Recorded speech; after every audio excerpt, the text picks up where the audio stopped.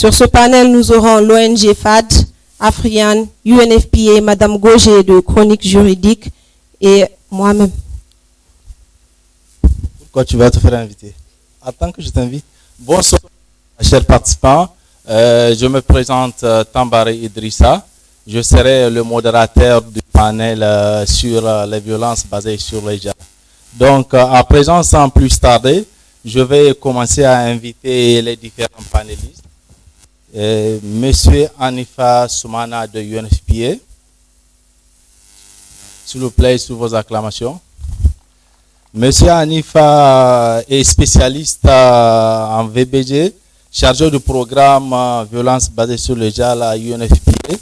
Il est aussi point focal Spotlight Niger. S'il vous plaît, monsieur. Okay. Le deuxième panéliste, ça sera Tira Soumana, présidente du Afrian Niger. Sous vos acclamations.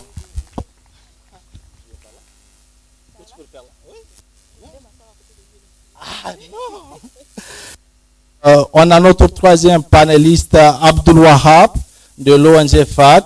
Il est juriste de formation. Il est le chargé des opérations de l'ONG FAD. Et enfin, notre quatrième panéliste, Madame Gauger Mouna Gazibo. Elle est magistrate de l'organisation non gouvernementale Chronique Juridique. Donc, merci beaucoup pour votre temps et aussi pour votre participation à ce panel sur les violences basées sur les genres. Et à présent, nous allons commencer notre panel avec notre premier intervenant, M. Hanifa Soumana de UNFPA. Bonsoir, M. Hanifa. Donc, ma première question sera comment l'UNFPA travaille avec les institutions de l'État du Niger et les OSC pour lutter contre les VBG au Niger. Est-ce que vous pouvez nous donner des explications par rapport à cette question pour édifier nos publics présents aujourd'hui? Merci. Merci, monsieur le modérateur. Bonsoir à toutes et à tous. Merci. Donc, par rapport à votre question, UNFPA est un partenaire technique et financier. Autrement dit, sa façon de travailler consiste à renforcer les capacités des acteurs, que ce soit les acteurs étatiques ou les organisations de la société, dans le but de contribuer à éliminer toutes les formes de violence basées sur le genre.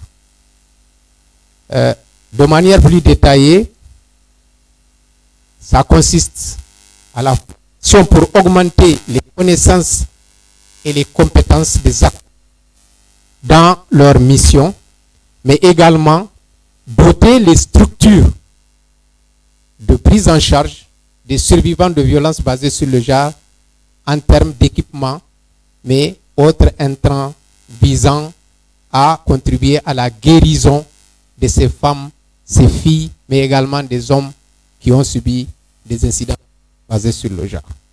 Merci. Merci, monsieur Hanifa.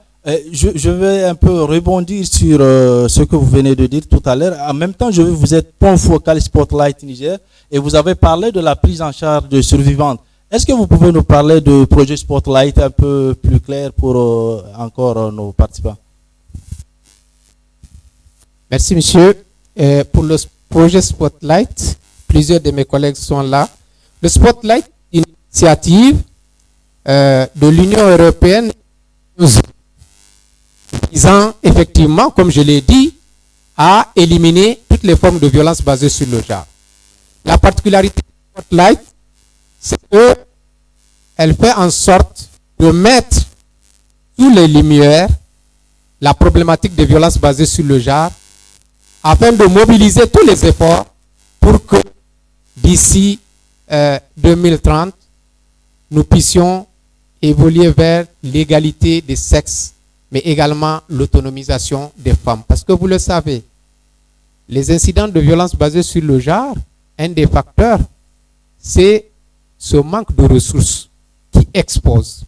Et dans la chaîne de prise en charge, on a beau apporter les soins, certaines catégories de femmes ou de victimes, lorsqu'au bout de la chaîne, ils n'ont pas les ressources pour pouvoir réduire leur vulnérabilité, ils risquent de retomber encore dans le cycle de la violence. Donc, le Spotlight prend tout cela en charge et a mobilisé les agences des Nations Unies qui ont également mobilisé les autres acteurs nationaux et internationaux œuvrant dans le pays pour pouvoir mettre en œuvre un certain nombre d'activités qui vont de la prévention. La prévention, c'est tout ce qui est travail qu'on fait sur le changement des normes, parce que vous savez que la source fondamentale des VBG, c'est dans les normes. Mais également les mitigations des risques de survenue de violences basées sur le genre. Pour le moment, nous n'avons pas changé toutes les normes, donc les risques sont là, il y a des facteurs contributifs. Et de l'autre côté, apporter effectivement les soins, comme je l'ai dit, la guérison pour les personnes survivantes. Il y a 6 piliers principaux sur lesquels le Spotlight travaille pour pouvoir améliorer l'environnement et guérir, sauver des vies. Merci. On va revenir sur les 6 piliers si on aura le temps, parce qu'on a 1 heure de temps d'échange avec vous aujourd'hui. Et à présent, je vais tourner vers Nassira Soumaïla, la présidente du réseau Afriane. Nassira, est-ce que maintenant tu peux nous parler de qu'est-ce que tu entends par VBG afin d'édifier notre public ici présent, parce que peut-être il y a des novices sur la thématique VBG, ils sont là mais ils n'ont pas une connaissance sur qu'est-ce que c'est que la VBG, les violences basées sur le genre.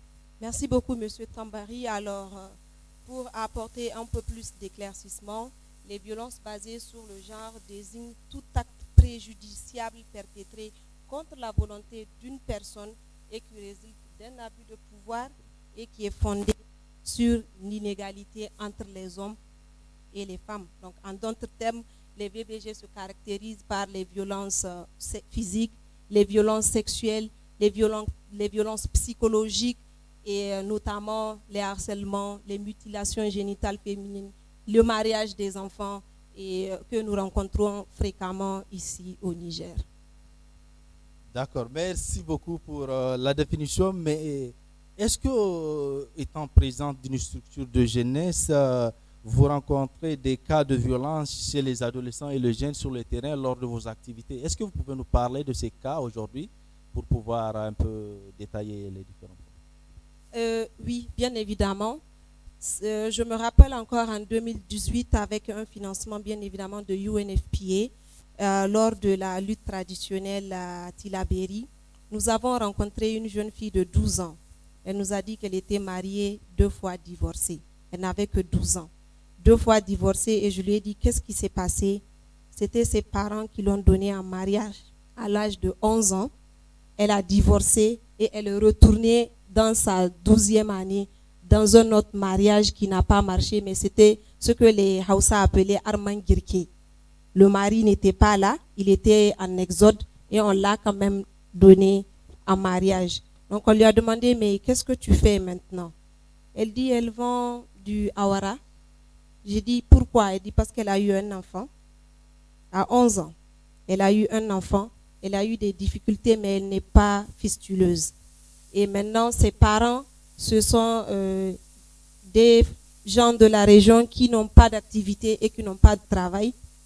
Elle doit travailler pour subvenir à ses besoins et aux besoins de l'enfant qu'elle portait au dos avec son seau de awara qu'elle était en train de vendre. Et aussi, dans le cadre de la mise en œuvre du projet YouthWise aussi, et toujours dans la région de Tillabéri où nous mettons en œuvre ce projet, nous rencontrons beaucoup de cas de violence. Lors de la clinique mobile que nous avons eu à organiser avec le financement de UNFPA, bien, vous allez entendre UNFPA assez souvent parce que c'est nos partenaires, nos premiers partenaires et c'est eux qui nous soutiennent financièrement dans pratiquement toutes les activités de Afriane.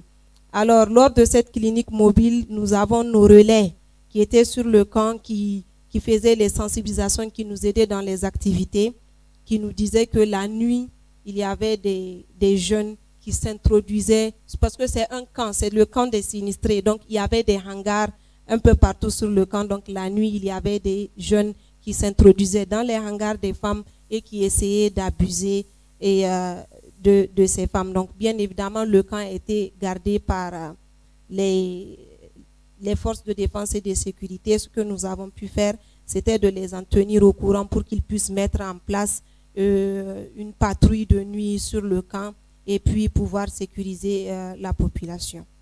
Merci beaucoup, Nassira. Et, merci. Bonsoir, bonsoir, madame. À présent, nous venons d'écouter Nassira avec un cas pratique. Maintenant, on veut vraiment vous poser la question pour savoir, est-ce qu'au Niger, vous pouvez nous parler des dispositions et des textes en vigueur au Niger en matière de violence, que ce soit sexuelle, physique ou morale, pour la prise en charge de ces survivantes au Niger? Est-ce qu'il y a un cadre de référencement pour ces femmes victimes de violences au Niger? Donc bonsoir tout le monde. Merci pour l'invitation. Je précise juste que oui, je suis magistrate, mais je ne suis pas ici en ma qualité de magistrate. Je suis ici en ma qualité de chronique juridique parce que je fais la vulgarisation des droits. Oui, on a énormément de textes, mais dispersés. Il y a de la législation qui peut permettre de prendre en charge une catégorie de violence. Par exemple, quand vous prenez le harcèlement, quand vous prenez les coups et blessures volontaires, quand vous prenez le viol, ça, c'est pris en charge par le code pénal. Mais ce n'est pas parce qu'il y a des articles que ces articles sont nécessairement en adéquation avec le contexte national. Par exemple, j'ai l'habitude de voir des femmes directrices générales de grands ministères, des SG femmes qui sont victimes de harcèlement, par exemple. La dernière que j'ai écoutée, c'est une femme qui travaille dans une institution de la place. Elle est la numéro 2 de la boîte. Et son patron avait les mains baladeuses. Il lui faisait vivre l'enfer. Un jour, elle m'a appelé, elle était dans sa voiture, je me souviens, juste à côté de Rond-Point, et elle était en larmes. Je lui ai dit, mais pourquoi tu ne portes pas plainte? Elle me dit, Maïmouna, comment tu peux me dire ça? Si je porte plainte, j'ai ma fille qui se marie pendant les vacances. Moi, à mon âge, j'ai 6 enfants. J'ai 2 aînés à l'université. Tu veux que j'aille devant un policier pour dire que quelqu'un me harcèle? On va d'abord me demander pourquoi moi. Ensuite, qu'est-ce que j'ai fait? Les actes. Donc, je trouve que oui, il y a un texte qui prend en charge le harcèlement sexuel. Mais la procédure est inappropriée. Quand vous prenez, par exemple, les pays qui ont évolué, ou bien, on va dire, les mœurs sont plus ou moins libérées, quand tu es victime de harcèlement, tout le monde est avec toi. Et en plus, dans la procédure, tu as une prise en charge de l'État, même pour l'avocat. Ce n'est pas le cas chez nous. Les présenteurs socioculturels font que si tu portes plainte pour harcèlement et viol, finalement, le viol même est petit par rapport à ce que tu vas vivre. Donc, une des réponses consiste à, quand vous prenez une infraction comme la traite des personnes, en matière de traite, pour inciter les victimes à porter plainte, on dit que la victime peut faire une plainte et que son anonymat soit préservé. Elle a porté plainte, le procureur va poursuivre, on va l'écouter pas publiquement. Dans la procédure, son nom ne va pas sortir. Et là, on la protège, ça va la pousser. Mais aujourd'hui, même s'il y a l'article 281 qui prend en charge le viol, moi-même qui suis magistrate chronique juridique, je ne pense pas que si un homme me viole, je vais d'abord penser à mon fils aîné Tariq de 17 ans, ce que ses camarades vont lui faire avant de porter plainte. Donc, il faut songer à contextualiser que la procédure protège la victime.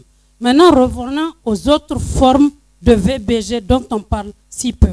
Aujourd'hui, ici, si vous avez une fille de 20 ans, déjà, tout le regard de la société, ce n'est pas son université, mais pourquoi elle n'est pas mariée. À 25 ans, les souffrances, les stigmatisations commencent. À 30 ans, elle est rarisée de tout le monde. Maintenant, les privations. Vous allez voir des pays dans lesquels, même si tu ne travailles pas, plus tu as d'enfants, plus tu as de location, plus tu as de l'argent. Ici, plus tu as d'enfants, plus tu ne travailles pas, moins tu as de l'argent. Or, souvent on dit par exemple, quand vous prenez la France, on vous dit chaque 3 jours, une femme meurt sous les coups de son conjoint. Au Niger, vous pouvez faire une année d'assises sans qu'il y ait une seule victime sous les coups de son conjoint.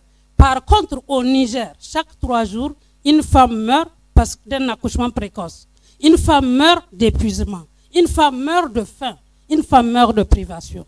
Maintenant, quand on laisse le code, on rentre par exemple maintenant dans le droit coutumier. Et même dans le code, par exemple aujourd'hui, je prends un cas concret d'une femme qui est arrivée ce matin à Chronique Juridique juste avant qu'elle ne descende. Elle est enceinte de 8 mois. Elle a fait 6.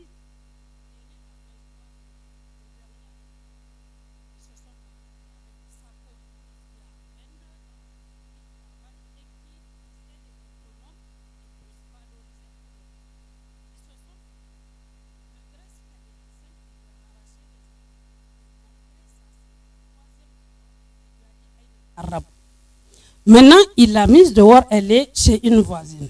Elle dit, je suis à l'intérieur du pays, je suis jusque vers le fond Niger. Je ne peux pas aller avec 8 mois de grossesse. Je ne travaille pas. Je ne peux pas aller chez mes parents. Tout ce que je demande, Madame Gauche, est-ce que vous pouvez vous mobiliser pour lui demander à l'intérieur de la maison, il y a une dépendance, qu'il me laisse juste accoucher. C'est tout ce qu'elle veut, juste accoucher. Est-ce que moi, je n'ai pas la réponse parce que le droit nigérien n'a pas prévu de réponse pour elle. Effectivement. Donc, oui, on a des textes. Disperser ça et là, traite des personnes, code pénal et comment on appelle ça, code du travail. Mais on n'a pas un document synthétique qui résume les lois, les insuffisances des lois, comment les corriger, comment les contextualiser. Merci beaucoup, voilà. Madame. Merci beaucoup vraiment pour vos acclamations, s'il vous plaît, par les détails de Madame Gojé Maïmouna. À présent, je vais revenir à notre quatrième panéliste, Abdul Wahab de l'ONG FAD. Et Abdul Wahab, vous avez entendu les interventions de nos trois panélistes. Au niveau de l'ONG FAD, vous intervenez sur le terrain, vous êtes en contact avec les survivantes de temps en temps. Mais est-ce que vous, à votre niveau, vous avez un cadre de référencement pour ces survivantes, pour la prise en charge de survivantes, si vous détectez un cas de viol ou bien un cas de violence sur le terrain? Donc, merci beaucoup et c'est un honneur pour moi de faire partie de ce panel et pour pouvoir donner notre petite expérience ou bien, disons, notre vécu et par rapport à cette question qui gangrène notre communauté. Donc, par rapport à votre question, nous faisons face à énormément de cas sur le terrain et particulièrement en lien avec l'éducation de la jeune fille. Et par rapport à ça, nous avons mené énormément d'actions pour essayer au mieux de réduire ces différentes formes de violence. Parce que vous n'êtes pas sans savoir que la jeune fille est à l'école, que ce soit à l'école ou bien sur le chemin de l'école, fait face à d'énormes violences. Et ces violences viennent de toutes parts. Souvent, c'est de la part de leurs enseignants, souvent, c'est de la part de leurs camarades, souvent, excusez-moi du terme, ça vient même des parents. Parce que quelqu'un qui retire sa fille à l'école pour la donner de mariage, un mariage forcé ou bien un mariage précoce, nous, on considère ça comme une violence. Et vraiment, pour lutter contre ça, nous avons mis en place un certain nombre de mécanismes avec l'aide de nos partenaires techniques et financiers. Et je vais vous faire cas d'un... Il y en a plusieurs, mais je vais prendre spécifiquement les cas de hearing qu'on a réussi à instituer dans une trentaine d'établissements à Niamey et également à Maradi. Ces cadres de hearing, dits communément cadres d'écoute, font suite au décret 0935-2017 portant protection, soutien et accompagnement de la jeune fille en cours de scolarité, qui, en son article 10, dispose que toute personne ayant connaissance d'un acte susceptible de porter atteinte ou bien préjudice à l'éducation de la jeune fille est tenue de le dénoncer auprès des autorités compétentes. Même si ce décret reste incomplet, nous, on l'a pris comme porte-flambeau pour essayer de le vulgariser auprès des communautés. Et à travers ce décret, on a réussi à mettre en place un cadre de 10 jeunes filles par établissement. Et ces 10 jeunes filles sont sélectionnées sur la base non seulement de leur engagement, et également des notes qu'elles obtiennent au niveau des différents examens scolaires, mais également elles sont représentatives de tous les niveaux d'enseignement, donc que ce soit de la 6e jusqu'à la terminale. Et ces jeunes filles qui discutent entre elles sont les premières informées d'un cas de violence que vivent une de leurs collègues. Donc l'idée vraiment, c'est de les amener à sensibiliser et à former non seulement leurs pairs, mais également à être les porte-voix de ces jeunes filles-là qui n'arrivent pas à aller dénoncer les violences qu'elles subissent tout le temps. Et avec l'accord notamment des directeurs d'établissement, ces cas sont portés au niveau des juridictions, mais également au niveau des instances de prise en charge.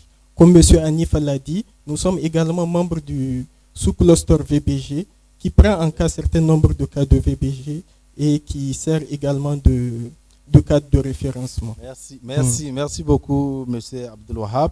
À présent, je vais retourner avec notre premier panéliste. En fait, il y avait le tour sur les questions, mais jusque-là, je n'ai pas entendu une question précise et concise sur le référencement des victimes des VBG. Et je sais que UNFPA travaille avec la police, la gendarmerie sur ce point pour essayer d'apporter des solutions par rapport à cette question. Est-ce que vous pouvez nous donner des éclaircissements par rapport à ce que vous êtes en train de faire, les actions que vous êtes en train de mener sur le terrain avec la police et la gendarmerie pour la prise en charge des cas?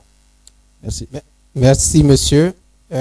Pour ce qui concerne la police et la gendarmerie, il faut juste rappeler que avant 2019, quand nous avons approché la police, Madame l'a dit, ils collectent des informations sur les infractions. Mais sur les incidents VBG en tant que tels, vous n'avez pas de données. Ça ne veut pas dire qu'il n'y avait pas. Mais l'approche ne permettait pas de les ressortir. Donc, nous sommes allés fouiller dans les registres avec leur accord, bien sûr, et l'exercice nous a amené à faire le lien entre un certain nombre d'infractions et des incidents VBG. Et c'est à partir de là qu'on a sorti des statistiques qui montrent qu'ils reçoivent des cas de VBG. Mais leur approche ne leur permettait pas de les considérer comme des incidents VBG.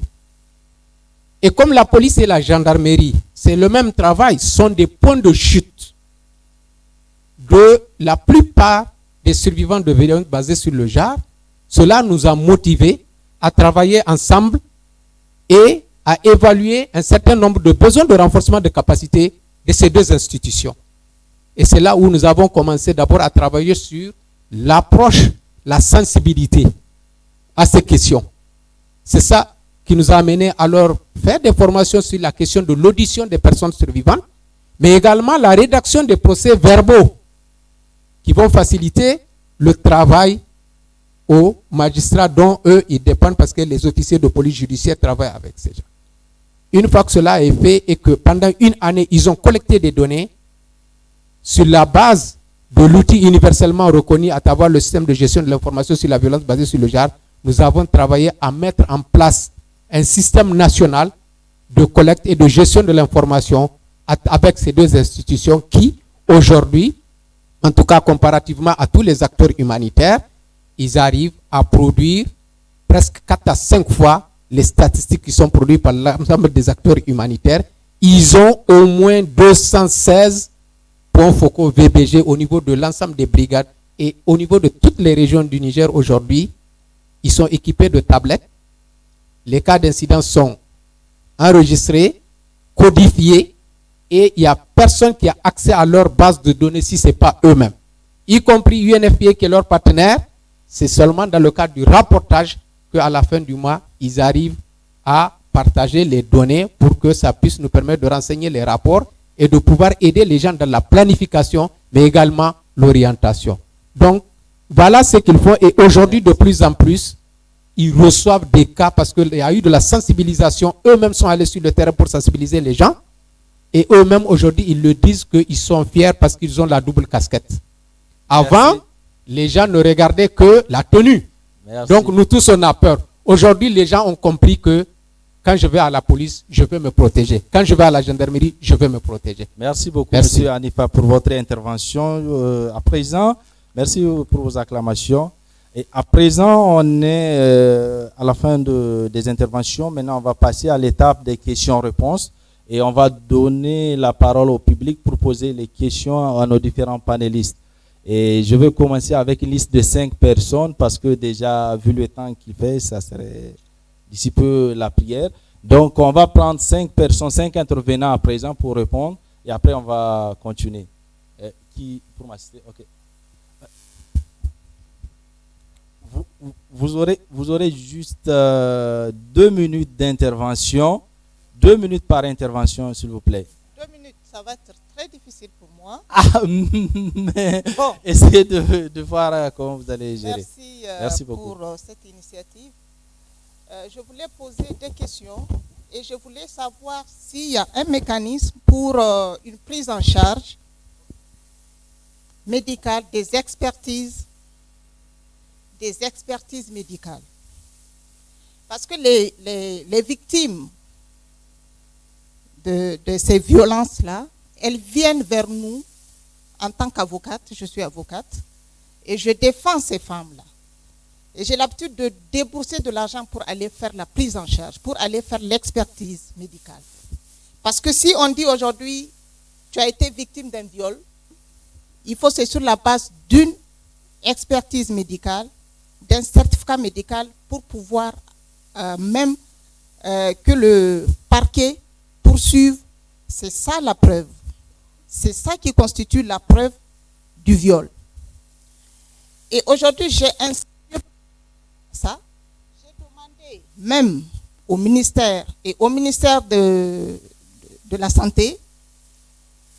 Et j'ai dit, bon, quand j'ai vu ce thème, j'ai dit, bon, c'est une occasion pour nous, pour voir entre nous comment aider ces femmes-là à porter plainte et avoir satisfaction pour que les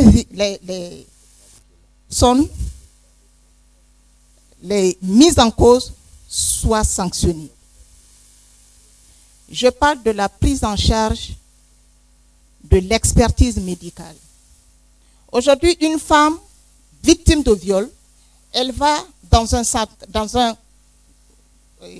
une unité d'enquête. Merci beaucoup. Une unité d'enquête, c'est très important ce que je dis. Ok, d'accord. S'il vous plaît.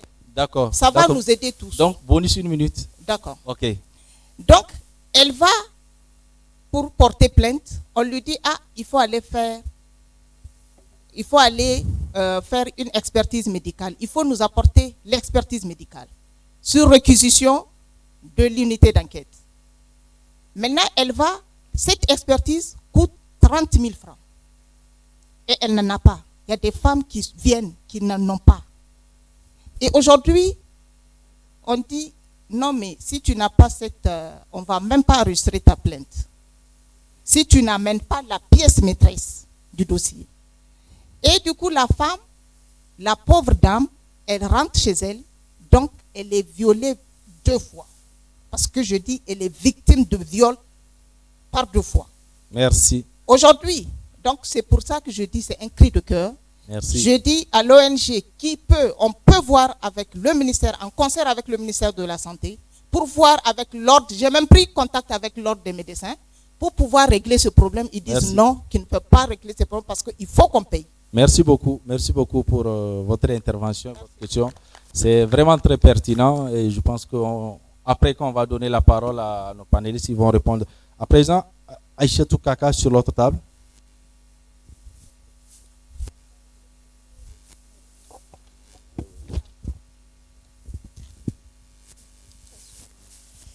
Donc, je me nomme Aïchatou Kaka, je suis journaliste productrice. J'ai un cri de cœur, un cri de détresse d'ailleurs.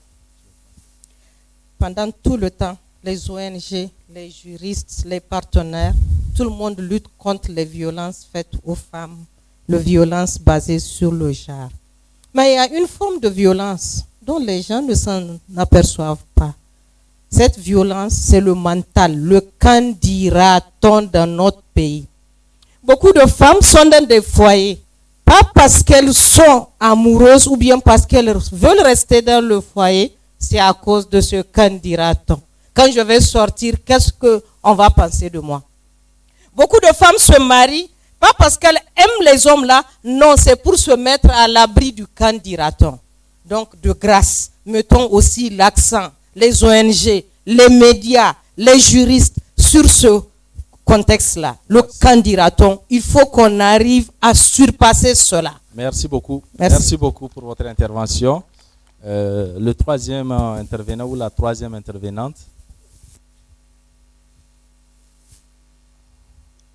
Ok, s'il n'y a pas d'intervenant, on va essayer de répondre à deux questions. Ok, là-bas, d'accord. Et après ici, au niveau de cette table. D'accord. Merci.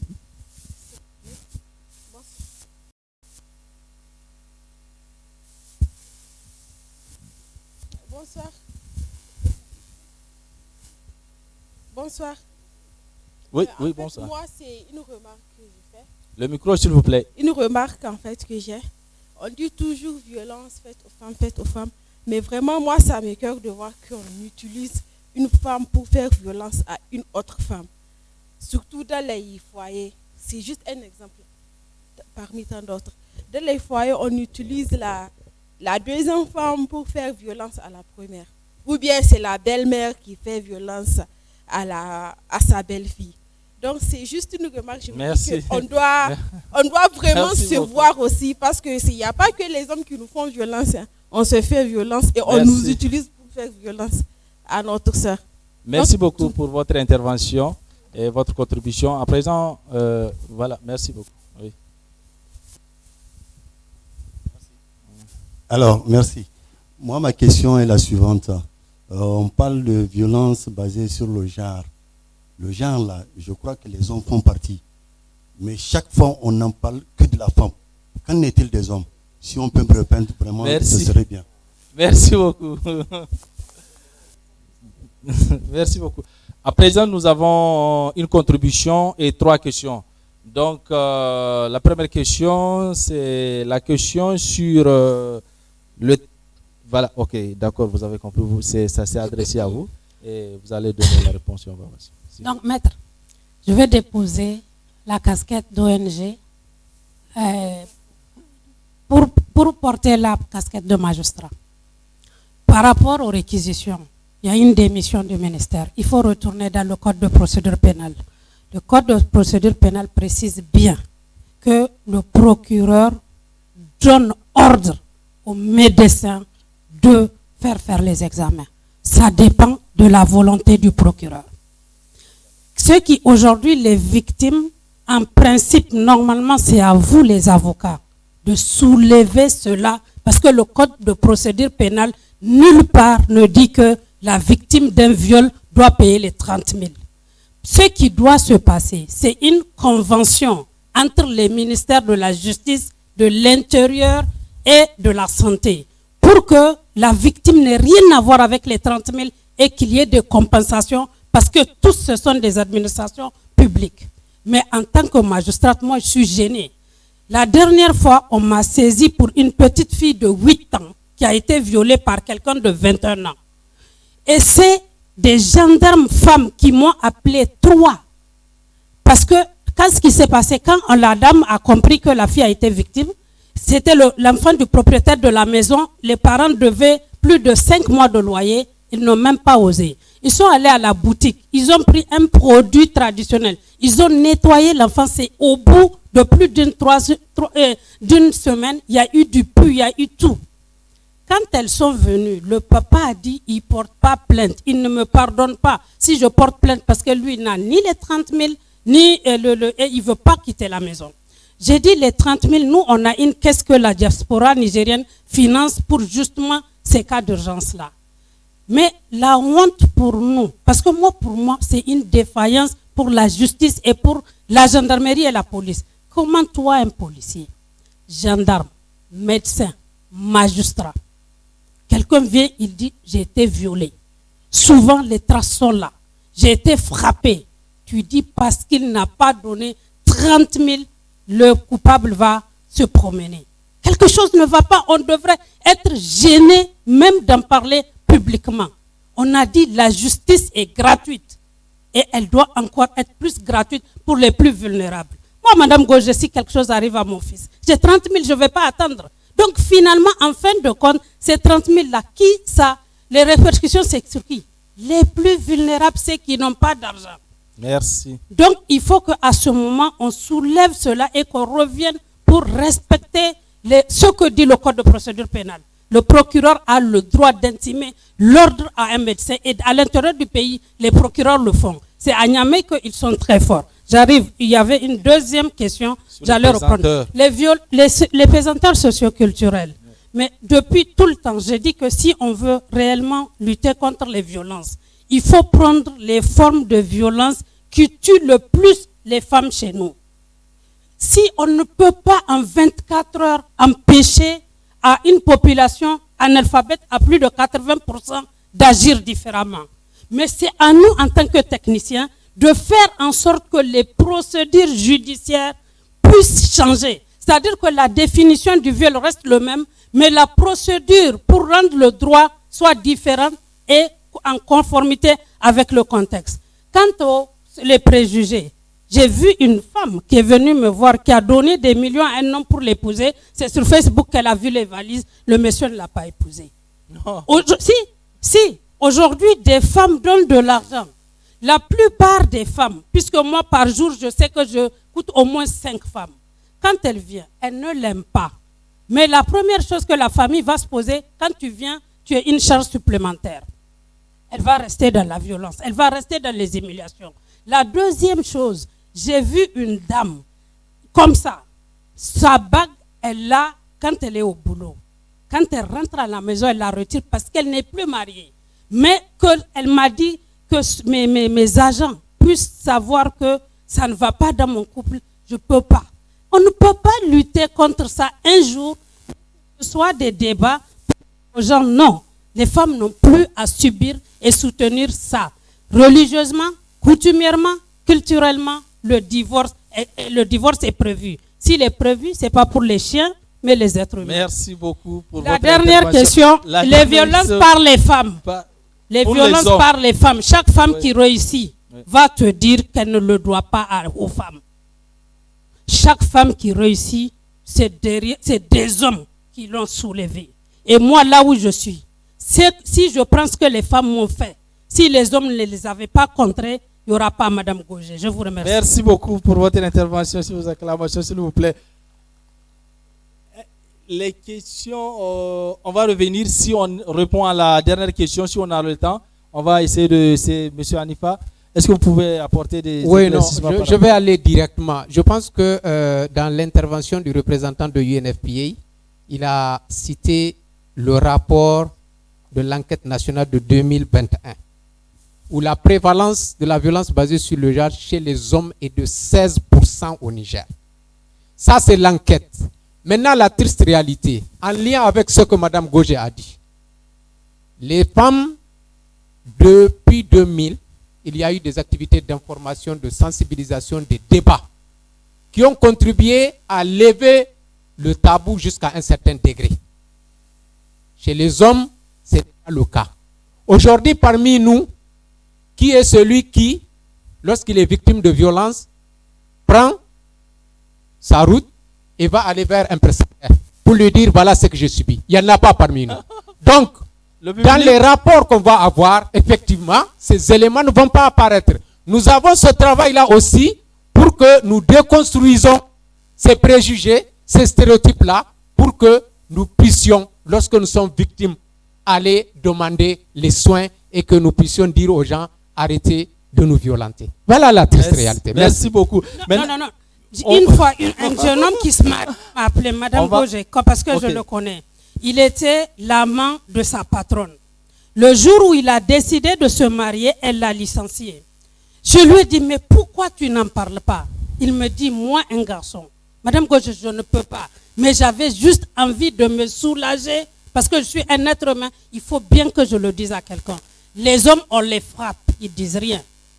On les frappe, ils ne disent rien. Mais c'est même bien, puisque c'est eux qui nous frappent. Merci beaucoup. En même temps, vous faites votre mot de fin. C'est bon. Je pense qu'on est à la fin de notre débat parce qu'on a un deuxième panel après la prière, donc on ne peut pas prendre tout le temps. Mais on va donner à nos panélistes 2 minutes pour dire leur mot de fin avant la fin du panel. Merci beaucoup. Donc, merci beaucoup et pour ce débat riche. Pour le mot de fin, ce que je vais dire, c'est peut-être répéter ce que Mme Gauger a dit. Et la lutte contre les VBG, c'est un travail de longue haleine. C'est parce que c'est ancré dans la conscience collective en réalité.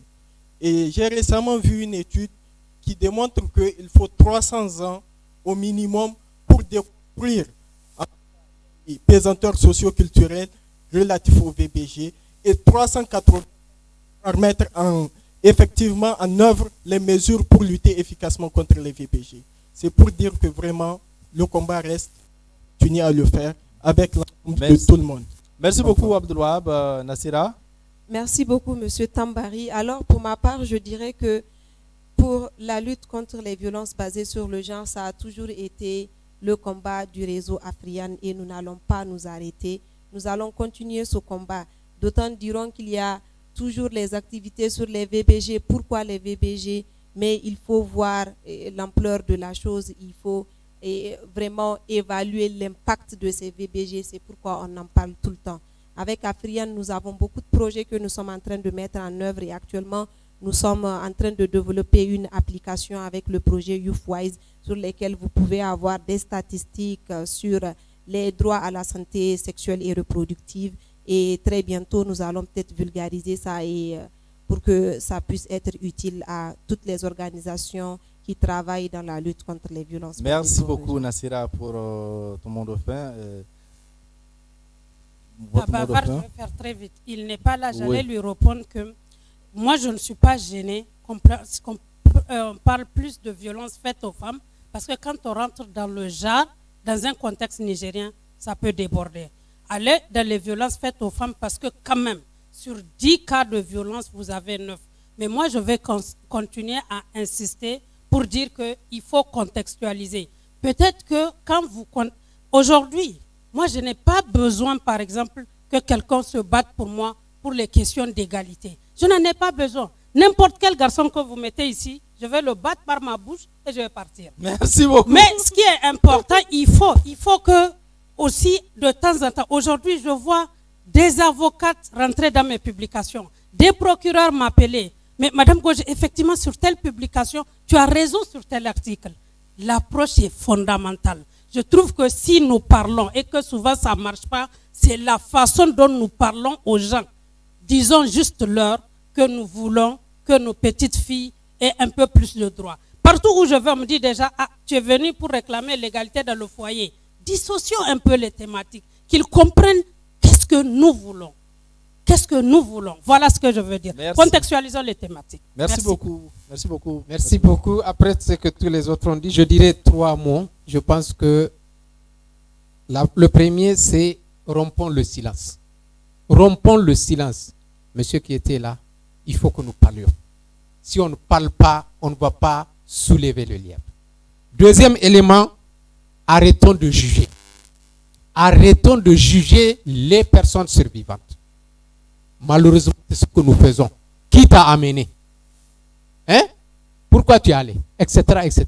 Et le troisième élément, c'est que nous devons mettre les ressources. Tout ce combat que nous voulons mener sans ressources, ça va être difficile. Elle l'a dit. Les ressources sont variées. Au niveau institutionnel, les textes, il faut les voir, mais il faut voir aussi les ressources financières et matérielles. Merci beaucoup. Merci beaucoup pour vos interventions et aussi pour vos interactions. Ça a été vraiment trop instructif et on est à la fin de notre panel. Maintenant, je vais laisser la parole à mon ami Nassira Soumaïla pour continuer la maîtrise de la cérémonie. Et j'invite les panélistes à prendre place au niveau de... Merci beaucoup, chers panélistes, pour la qualité de toutes vos interventions qui, je suis sûre, a édifié plus d'un. Nous allons prendre une pause prière pour permettre aux uns aux autres d'aller à la prière et nous nous retrouvons dans 10 minutes pour le prochain panel. Bonne prière à tous.